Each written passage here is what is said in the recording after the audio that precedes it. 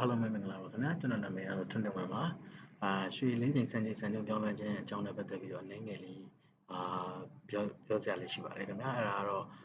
ဘာလဲဆိုလို့ရှိရင်ကျွန်တော်တို့တထုရင်ဝန်ကြီးဌာနနေပြီးတော့ညွှန်ကြားချက်တွေထုတ်ပြန်လာတာတွေ့ရပါတယ်အဲ့ဒါတွေကတော့ဘာလဲဆိုလို့ရှိရင်ကျွန်တော်တို့ရွှေဆိုင်တွေလိုင်စင်တွေအသစ်ပြန်လည်လျှောက်ထားဖို့ပြီးတော့ကျွန်တော်တို့ဌာနထုတ်ပေးထားတဲ့ပုံကြားတွေသုံးဖို့ပြီးလို့ရှိရင်ကျွန်တော်တို့ရှင်ညွှန်းစိနဲ့ပဲရောင်းဖို့ပေါ့နော်နောက်တစ်ခုကကျွန်တော်တို့ဒီရွှေရောင်းဝယ်ပြုလုပ်တဲ့ချိန်မှာကျွန်တော်တို့ဒီတထုရုံဝန်ကြီးဌာနအသတ်မှတ်ထားတဲ့16.329 325ဂရမ်နဲ့ရောင်းဝယ်လုပ်ကြဖို့ဆိုပြီးတော့ကျွန်တော်တို့ညွှန်ကြားချက်လေးထွက်လာတာတွေ့ရပါတယ်ပေါ့နော်အဲ့လိုထွက်လာတဲ့အတွက်ကြောင့်မို့လို့ကျွန်တော်ဒီလိုတွက်ချက်မှုအမျိုးမျိုးဒီကျွန်တော်တို့ရင်တော့ကတော့16.6နဲ့တွက်နေတယ်အခုမှဘယ်လိုဖြစ်လို့16.329 325 3နဲ့တွက်တယ်လဲပေါ့နော်ဒါမျိုးလေးတွေနဲ့ပတ်သက်ပြီးတော့ပြောချင်ပါတယ်ပေါ့ကျွန်တော်ဒီပြောမယ့်အကြောင်းအရာလေးတွေကတော့ကျွန်တော်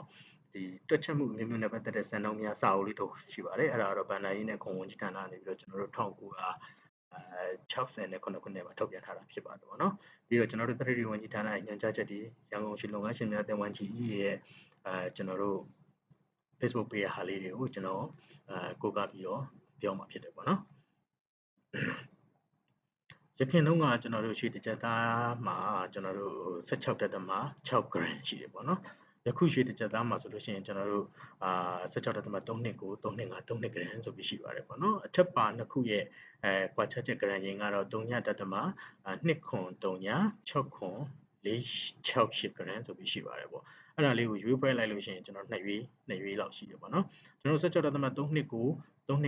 gram နဲ့တွက်လို့ရှိရင်တစ်ကြက်သားကို16.6 gram နဲ့တွက်တာထက်ကျွန်တော်2ရွေးလျှော့နေဖြစ်တယ်ပေါ့နော်ကျွန်တော်တို့ဒီမြန်မာ၄ချိန်နဲ့ပေါ့မြန်မာ၄ချိန်နဲ့ gram ပေါ့ခုနကကျွန်တော်ပြောခဲ့တဲ့တွက်ချက်မှုပုံစံမျိုးမျိုးနဲ့ပတ်သက်တဲ့စာအုပ်လေးတွေမှာကျွန်တော်တို့မြန်မာ၄ချိန်နဲ့ဒီ gram ရဲ့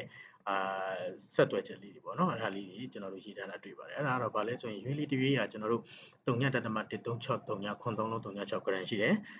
ရွေးကြီးတစ်ရွေးဟာကျွန်တော်တို့3.2ခွန်2 1 5542 gram ရှိတယ်ပေါ့နော်တပဲသားဟာကျွန်တော်တို့1.323 582833 gram ဆိုပြီးရှိပါတယ်ပေါ့နော်တမူသားပေါ့တမူသားဆိုလို့ရှိရင်ကျွန်တော်တို့1.341165665 gram ဆိုပြီးရှိတယ်ပေါ့နော်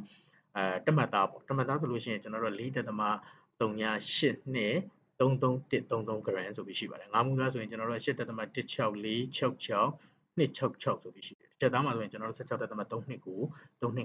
gram ဆိုပြီးတော့ရှိတယ်ပေါ့ကျွန်တော်တို့အဲ့ဒါဆိုလို့ရှိရင်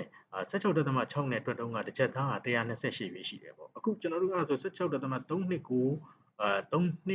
325 3နဲ့တွက်မယ်ဆိုရင်တစ်ချက်သားက128ပဲရှိသလားပေါ့ကျွန်တော်ဒါလေးတွက်ကြည့်ချင်တယ်ပေါ့နော်အဲ့တော့ကျွန်တော်တို့ကတရွေးသားမှာရှိတဲ့ gram ငိန်ပေါ့တရွေးသားမှာ gram ငိန်ဘယ်လောက်ရှိလဲဆိုရင်3.136 3 ခွန်3လုံး36 gram ဆိုပြီးရှိတယ်အဲ့ဒီ gram ကိုကျွန်တော်တို့ကနောက်ကတော့ကျွန်တော်16.6မှာတစ်ချက်သားကို128ပဲရှိတဲ့အတွက်ကျွန်တော်128ပဲနဲ့မြှောက်ကြည့်လိုက်တယ်ပေါ့အဲ့လိုမြှောက်လိုက်တဲ့အချိန်ကမှဘယ်လောက်ရလဲဆိုတော့10ခွန်ဒသမ 41ခွန်856 gram ဆိုပြီးရအဲ့တော့မကိုက်နေဘူးเนาะတကယ်တမ်းဒီချက်သားမှာရှိရမယ် gram ငင်က16.329 325 3ပဲရှိရမှာပေါ့เนาะအခုက10ခွန်ဒသမ41ခွန်856 gram ဆိုတော့အဆင်မပြေဘူးဖြစ်နေတယ်ပေါ့เนาะအဲ့တော့ကျွန်တော်တို့ကတရွေးသားမှာရှိတဲ့ gram ငင်ဖြစ်တဲ့3.136